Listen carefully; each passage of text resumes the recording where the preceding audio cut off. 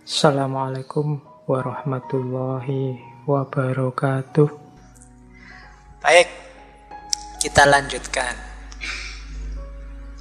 Nah, sekarang kita mulai dari sahabat dan guru beliau ya, Syekh Syamsuddin At-Tabrisi.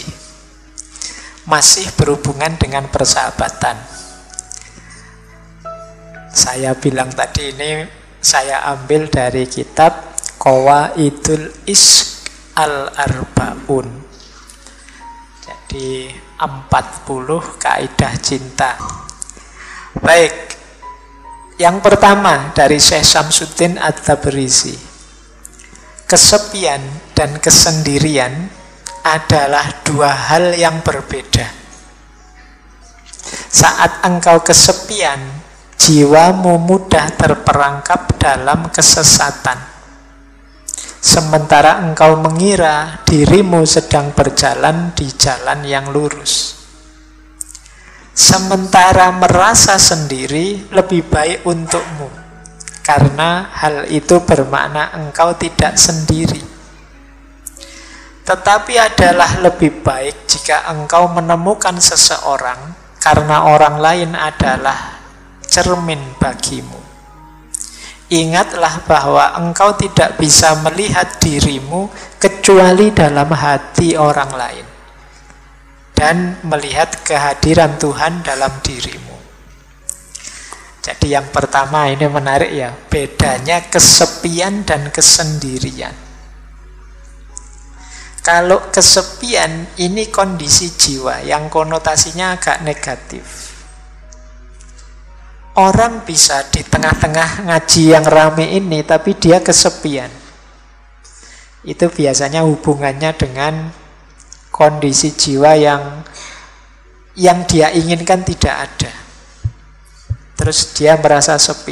Ini orang satu masjid kok yang dibahas cinta-cinta saja, tidak ngerti bahwa aku sedang patah hati ini misalnya. Loh, itu kan di tengah orang yang kecewa, dia merasa kesepian. Nah, kesepian yang semacam ini, kalau Syekh Syamsuddin Tabrisi ya, jiwa kita mudah terperangkap dalam kesesatan. Karena kita merasa tidak punya teman. Akhirnya kan kita, yang lain jelek semua, tidak ngerti aku, terus kita jalan sendiri. Kita merasa lurus padahal jangan-jangan kita sudah melenceng. Ini untuk para sahabat, kalian harus jeli temanmu ini kesepian atau kesendirian. Kalau kesendirian konotasinya lebih positif. Kesendirian itu yang orang memang sengaja menjauh untuk kepentingan tertentu. Saya ingin sendiri dulu ya. Itu kesendirian. Saya ingin uzlah dulu, ingin membersihkan diri dulu biar tidak banyak terpengaruh. Itu kesendirian. Banyak nasihat-nasihat yang menyuruh kita, yuk ambil waktu untuk sendiri sebentar, biar tidak terlalu terpengaruh. Nah, ini kesendirian. Agak beda dengan kesepian. Jadi kalau ada teman, ada sahabat kok ingin sendiri, coba kamu cek dia memang ingin kesendirian atau sedang kesepian. Ini dua hal yang berbeda. Oke ya, kita lanjutkan. Nah, jadi yang pertama ini. Tapi baik kesepian maupun kesendirian, lebih bagus lagi kalau kita ada teman. Karena teman itu cermin. Secakep apapun kita, kalau tidak ada cermin ya kita tidak tahu. Seganteng apapun kita, kalau tidak ada cermin ya kita tidak tahu. Nah, fungsi, kalau fisik kan memang cermin kaca, tapi kalau kondisi diri kita, jiwa kita, batin kita, ini kita perlu sahabat. Sahabat kita yang tahu, kamu sudah berlebihan loh. Kamu itu sudah lepas kontrol loh. Kamu kok pemarah gitu ya. Itu kan sahabat kita yang tahu. Kita sendiri mungkin sulit membaca diri kita secara objektif, tapi teman kita bisa. Dia seperti cermin kita. Jadi ingatlah engkau tidak bisa melihat dirimu kecuali dalam hati orang lain. Nah, jadi teman kita lebih ngerti tentang diri kita. Pak, saya kan bisa melihat diri kita, diriku sendiri ke dalam. Yo, kalau ke dalam diri biasanya dalam dunia tasawuf, yo nanti kita ketemu Tuhan di sana. Rumusnya beda. Tapi untuk mengetahui level kita, tataran kita perlu teman, kita perlu sahabat. Kita tidak bisa ngaku, Pak, saya itu murid yang paling pinter loh, Pak. Saya itu mahasiswa yang paling jago loh, Pak. Katanya siapa? Kata saya sendiri, Pak. Itu kan orang tidak percaya kalau gitu kan. Tapi kalau yang bicara temannya, sahabatnya, sahabat saya itu sabar orangnya, itu kita percaya karena pasti dia ngalami berdua. Kalau kita sendiri yang ngomong, saya itu sabar loh, Pak. Benar saya sabar. Kalau Bapak tidak percaya, marah ini saya. Itu. Kita sendiri tidak sadar kalau kita pemarah. Yang tahu sahabat kita. Nah, jadi ini penting. Makanya nanti teman-teman yang mau nikah, kadang tidak harus tanya langsung ke calonnya. Coba tanya ke sahabat-sahabatnya. Biasanya lebih objektif. Mereka lebih tahu.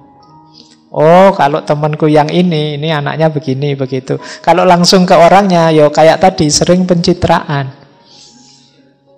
Jadi, maka penting kita tahu sahabat kita. Jadi, orang itu bisa kesepian, bisa kesendirian, tapi lebih bagus ada teman. Akan lebih kondusif hidupnya. Jangan sendirian. Karena kita ini terbatas. Kita jadi kuat itu karena saling mendukung bersama yang lain. Yang kedua, adalah mudah bagi kita untuk mencintai Tuhan yang maha sempurna, suci, dan terbebas dari kekurangan. Yang paling sulit adalah mencintai manusia dengan segala ketidaksempurnaan dan kekurangannya. Ingatlah, seseorang hanya akan mampu memahami apa yang bisa ia cintai. Tak ada kebijaksanaan tanpa cinta. Selama kita tidak belajar untuk mencintai makhluk Tuhan, kita tidak akan dapat benar-benar mencintai siapapun dan mengenal Tuhan. Nah, ini wasiat selanjutnya.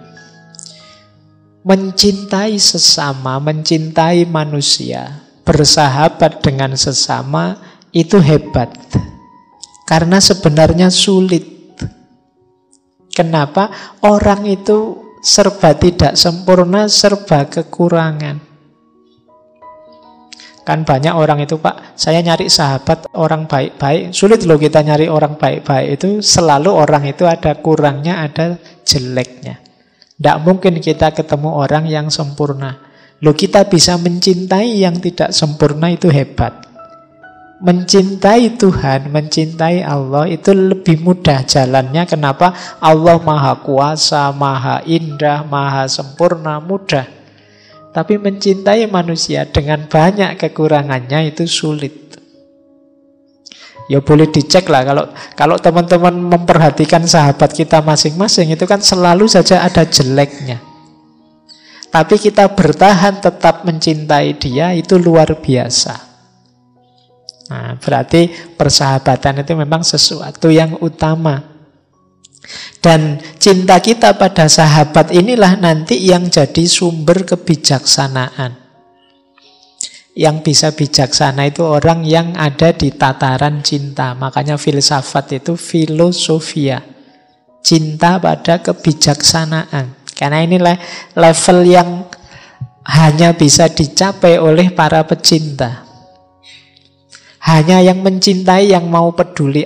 Sebenarnya kenyataannya begini sih, tapi tidak usah aku sampaikan dulu lah, nunggu hatinya tenang. Loh, bisa begini nih orang-orang yang mencintai.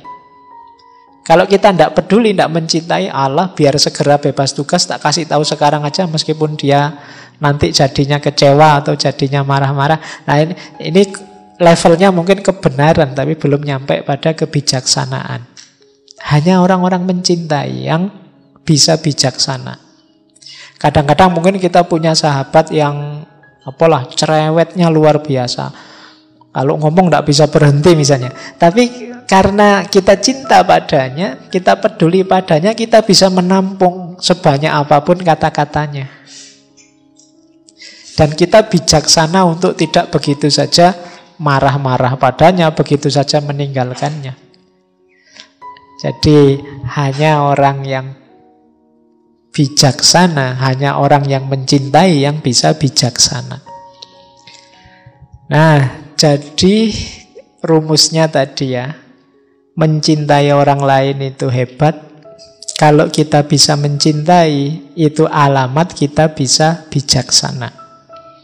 Rumus selanjutnya, kalau kita bisa mencintai makhluk, berarti akan mudah jalan kita untuk mencintai Tuhan. Omong kosong orang bilang, saya cinta Allah saja tapi tidak cinta pada makhluknya. Justru jembatan untuk kita mencintai Allah itu mencintai makhluknya. Bukti bahwa kita mencintai seseorang itu kan mencintai hal-hal yang berhubungan dengan orang ini. Nah, pada Allah juga begitu. Nah, ini wasiat dari Syekh Samsuddin At-Tabrisi. Mari kita mengembangkan cinta pada sesama, pada makhluk, karena cinta itu nanti akan jadi sumber kebahagiaan dan kebijaksanaan, dan pada akhirnya akan membawa kita pada cinta kepada Allah. Tidak mungkin orang yang merugikan orang lain, benci orang lain, perilakunya bijaksana, dan dia juga sulit untuk dekat pada Allah. Karena orang lain itu adalah makhluknya Allah juga. Oke, untuk malam hari ini saya cukupkan sekian dulu. Mohon maaf kalau ada yang kurang berkenan, mungkin 1-2 kekurangan apa, mohon dimaklumi. Kalau ada kekhilafan, kealpaan yang teman-teman ngerti benernya seperti apa, ya silahkan disampaikan. Kurang lebihnya mohon maaf. Wallahul muwaffiq, wallahu a'lam bissawab. Wassalamualaikum warahmatullahi wabarakatuh.